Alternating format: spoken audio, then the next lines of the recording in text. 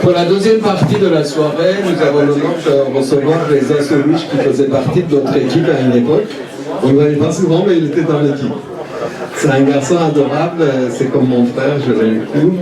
Il a une pharmacie à Boulogne. C'est un garçon très intelligent et il est venu avec sa fille, il est adorable. C'est une poupée. Bon, Reza, je te passe la parole pour nous présenter. Il va nous parler de la pharmacie, des médicaments, de la recherche à la commercialisation. Donc on aura pas mal de questions à te poser qui sont assez actuelles. Pourquoi on ne trouve pas de médicaments? Pourquoi en Iran on ne trouve pas de médicaments? Pas mal de choses comme ça.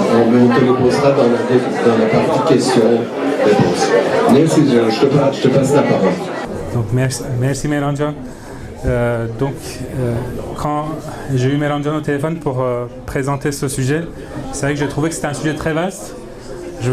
Sans prétention, je vais essayer de faire un résumé des différentes étapes de la vie d'un médicament. Donc je vais essayer de faire un résumé des différentes étapes de la vie d'un médicament et dans un second temps, un état des lieux bref de la situation actuelle comme Méranjan l'a souligné. On peut dire beaucoup de choses sur les médicaments, le sujet est très très vaste, mais ce qui est évident c'est que de tout temps, l'homme a cherché dans la nature de quoi se nourrir et secondairement de quoi se soigner. Donc c'est pour cette raison que historiquement on a même trouvé des traces sur des tablettes sumériennes en Mésopotamie qui datent de moins de 2200 ans, qui énonçaient les différents traitements utilisés. Petit à petit, à l'époque, la profession, la découverte des molécules s'est professionnalisée et au jour d'aujourd'hui, c'est devenu très technique et on va voir ça dans un second temps. Donc, comme vous pouvez voir sur la courbe, l'élaboration d'un médicament, c'est un processus très long. Et la découverte de la molécule, ça intervient après l'identification de la cible thérapeutique. Et c'est un énorme travail, comme vous pouvez voir, ça peut aller jusqu'à 4 ans.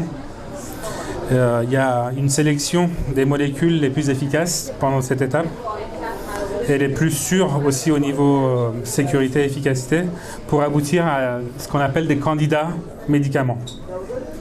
Donc on part à peu près de 500 000 molécules pour aboutir à une dizaine de candidats médicaments dans cette phase. En fonction des découvertes de la recherche fondamentale, et parfois il y a des découvertes, notamment par hasard, qui ont révolutionné la manière de pratiquer la médecine.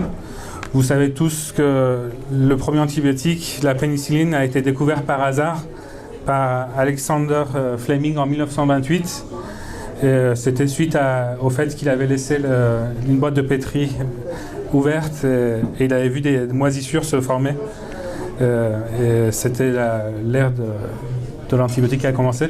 Plus récemment, dans les années 90, c'était le cas aussi avec par pur hasard, c'était lors de recherche d'un traitement pour les angines de poitrine qui a été un échec, mais ça a abouti au fameux médicament Viagra de Pfizer. Donc, en fonction des découvertes, c'est ça. Pour lutter aussi contre des maladies ou une épidémie, ça on l'a vu récemment lors de la pandémie de Covid-19 avec la mise en place du vaccin. En adéquation avec les stratégies d'entreprise et les stratégies aussi parfois étatiques, le cas qui est intéressant de souligner récemment, c'est le cas de Novo Nordisk avec l'Ozempic, qui est un analogue GLP-1. Ce médicament a permis de sauver le PIB du Danemark d'un taux nul en 2023 et probablement il peut même doubler le PIB de Danemark cette année. Donc vous voyez, les médicaments c'est un sujet hyper vaste qui touche à plusieurs domaines différents.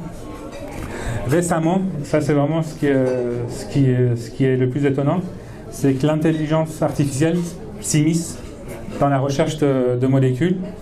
On a vu pour une bactérie, le staphylocoque doré, qui est résistante à la méticilline, le SARM. C'est l'intelligence artificielle qui a permis de trouver un antibiotique efficace sur 39 000 composés. Donc, voilà. Donc, une fois les candidats médicaments sélectionnés, on procède à des essais cliniques pour démontrer l'efficacité des molécules développées. Et ça, c'est avant leur mise sur le marché. Ces essais comportent 2 phases. Donc la phase préclinique, on a dit, qui dure à peu près 2 ans. Ça, on peut voir sur la première cour. Il y a le développement préclinique et le développement clinique. Donc la phase préclinique qui dure à peu près 2 ans, ça confirme l'activité de la molécule sur des cellules in vitro et aussi sur des modèles animaux. Cette phase permet également d'identifier les effets indésirables qui pourraient empêcher une molécule de passer en phase clinique. Donc ça pourrait arrêter l'avenir d'un médicament.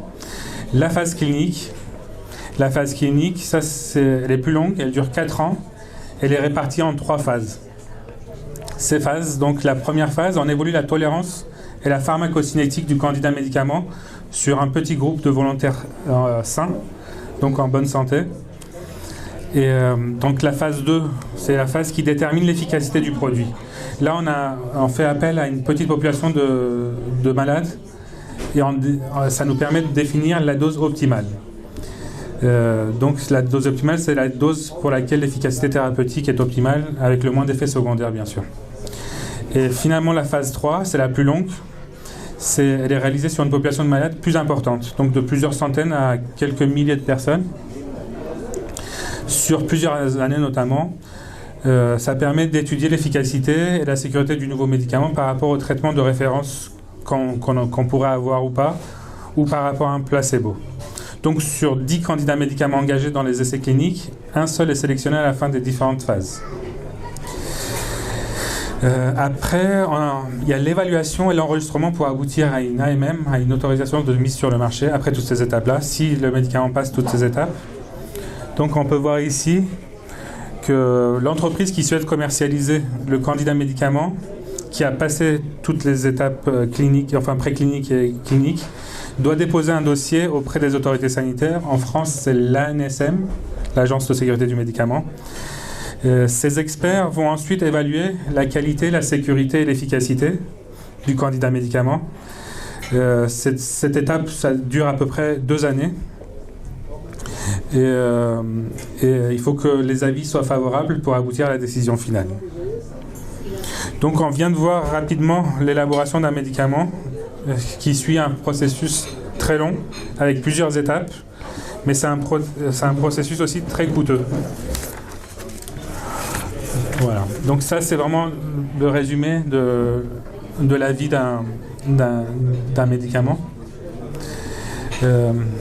Pour tout ce qui est concernant les exploitations,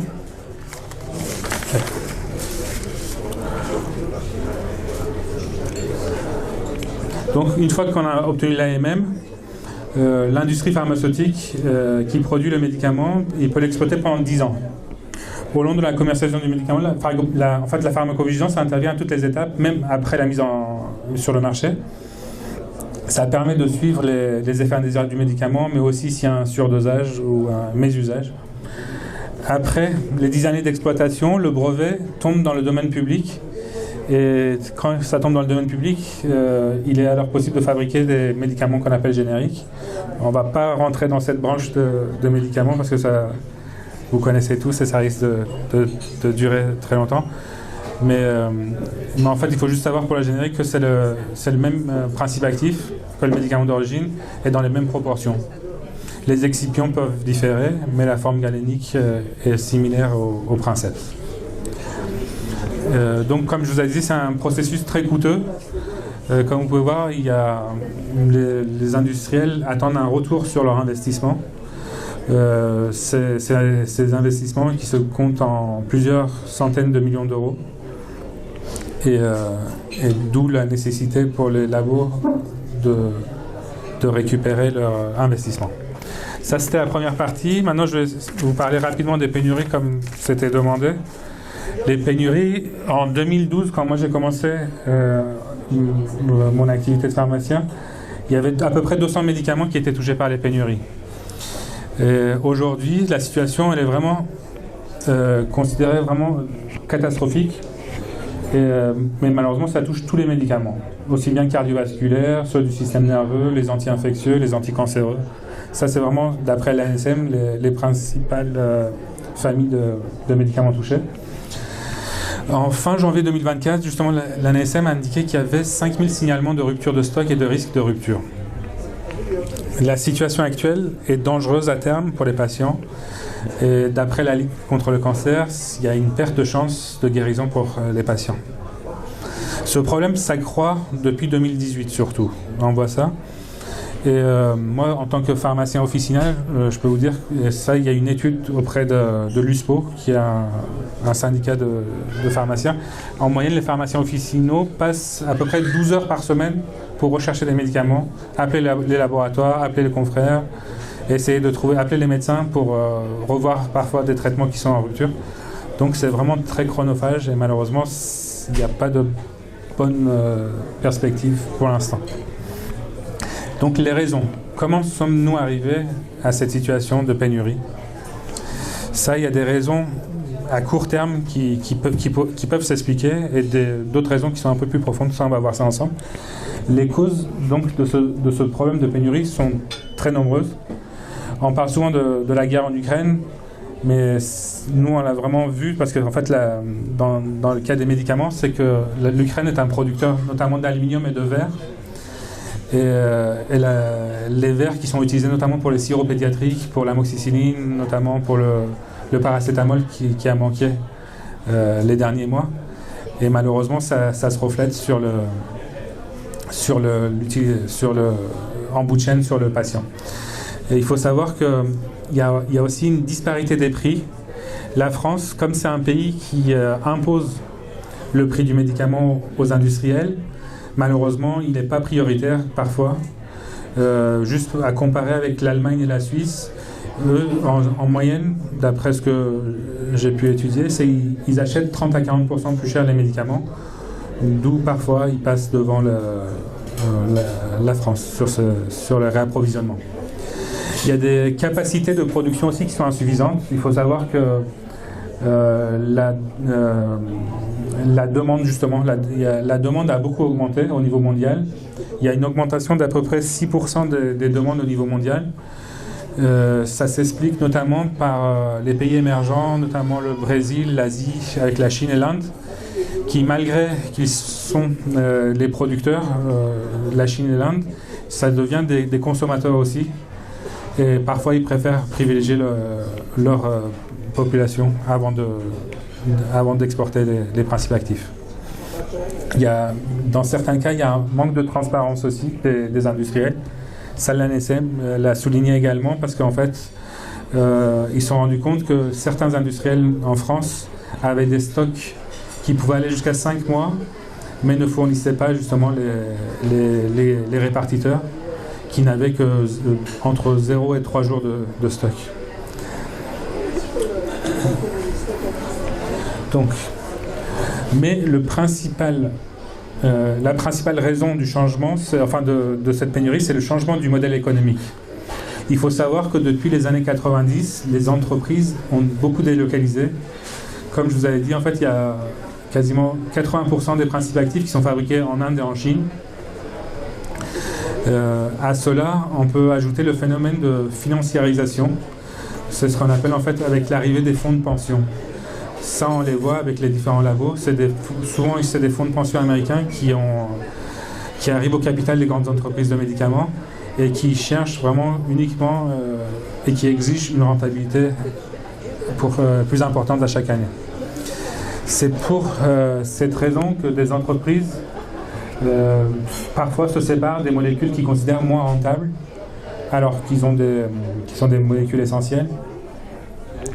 Donc c'est le cas par exemple de l'amoxicilline notamment. C'est un modèle en fait, ces médicaments-là qu'on appelle blockbuster, ou c'est des médicaments qu'on appelle matures. En fait, c'est des médicaments qui sont tombés dans le domaine public, donc qui sont génériqués, donc qui sont moins rentables pour les laboratoires, donc ils préfèrent se séparer malheureusement. Et parfois, même pour des maladies.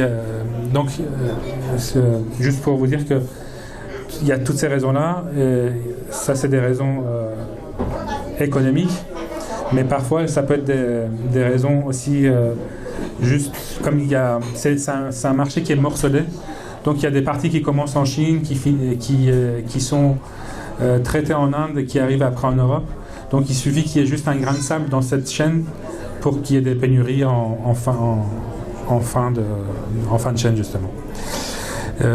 Donc, ce qu'il faut savoir, donc je vous ai parlé des médicaments blockbusters qui sont moins rentables pour les labos et pour certains qui préfèrent s'en séparer. Et à l'inverse, on passe à un modèle de niche, c'est-à-dire des médicaments dits innovants qui vont concerner les maladies rares, donc qui concernent moins de personnes, mais qui vont être vendus à des prix beaucoup plus élevés. Je vous ai trouvé quelques exemples pour illustrer ces médicaments innovants. Il y a un des médicaments qui est pour le traitement de l'hépatite C, le Sovaldi, qui est le Sofosbuvir. C'est un antiviral qui a été créé à l'origine par une université américaine. Ça a été développé dans une start-up et ça a été revendu à une firme américaine qui le commercialise maintenant en France au prix de 41 000 € la cure de 3 mois. Et j'ai trouvé 3 ou 4 exemples que je vais vous citer, ça va crescendo. Il y a un médicament aussi contre l'amyotrophie spinale infantile qu'on appelle SMA, qui concerne à peu près 124 nouveaux cas par an en France. Et c'est la deuxième maladie de transmission autosomique récessive de l'enfant, derrière la mucoviscidose. C'est le Zolgensma, qui est commercialisé par Novartis. Et là, le prix de la dose, c'est 2 millions d'euros. Et c'est une thérapie génique. Mais c'est un médicament très intéressant. En fait, c'est une thérapie génique qui ne modifie pas l'ADN de l'enfant, mais ça remplace la fonction du gène qui est défaillant. Donc il agit en apportant une copie pleinement fonctionnelle, ce qui permet alors à l'organisme de produire après suffisamment de protéines SRM. Après, on a un autre médicament qui traite l'hémophilie B. C'est aussi une thérapie génique. Donc l'hémophilie B, ça empêche le sang de coaguler correctement parce qu'il y a un déficit en facteur 9 de coagulation. Cette maladie, elle concerne environ 400 000 personnes dans le monde. Et vraiment, l'efficacité de ce médicament a été estimée à 94%. Donc c'est vraiment très prometteur. Mais malheureusement, c'est un médicament qui coûtait jusqu'à maintenant qui était considéré le plus cher, à 3,2 millions d'euros la dose. Et moi je pensais que c'était celui-ci, mais récemment pour préparer cet exposé, je suis tombé sur un autre médicament qui vient de sortir justement il y a quelques semaines. C'est le Lenmeldi et il est estimé à 4 250 $, la dose. Et ça, c'est pour traiter une maladie encore plus rare. C'est la leucodystrophie métachromatique, la LDM, qui affecte le système nerveux central. Et s'il y a une atteinte neurologique et une perte de la motricité. La maladie est génétique et se développe lorsque les deux parents transmettent les gènes défectueux responsables de cette maladie. Ça touche à peu près une naissance sur 45 000 en France. En moyenne, il y a 15 à 20 cas par an. Est-ce qu'il y a des solutions ? Les solutions, d'après pas mal de personnes que j'ai pu lire pendant les recherches de cet exposé, il faut, ce qui est évident, essayer de relocaliser la production en Europe et éviter les départs des usines de production. Je sais que le gouvernement en a parlé, mais malheureusement, au jour d'aujourd'hui, c'est toujours pas d'actualité.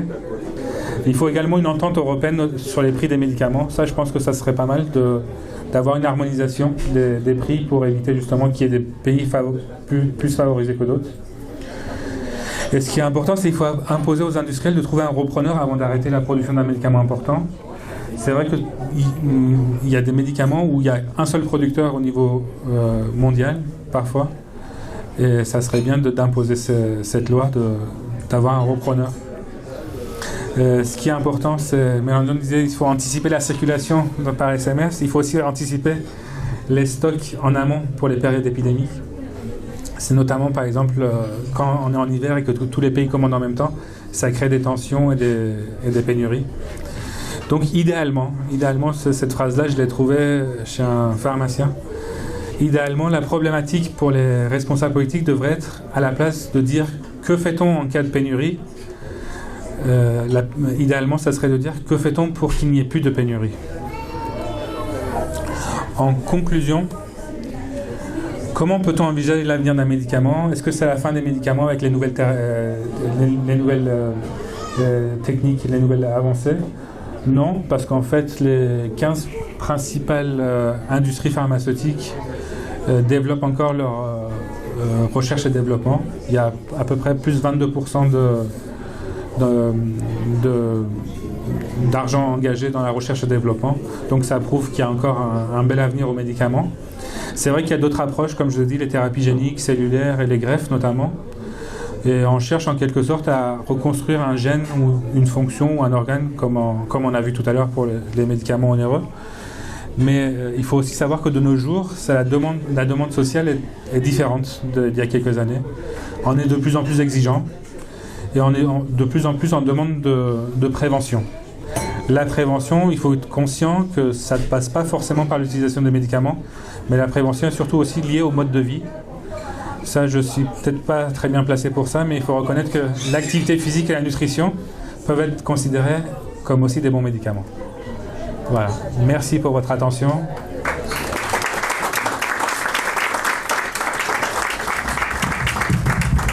Merci les jeunes. Je vous en prie.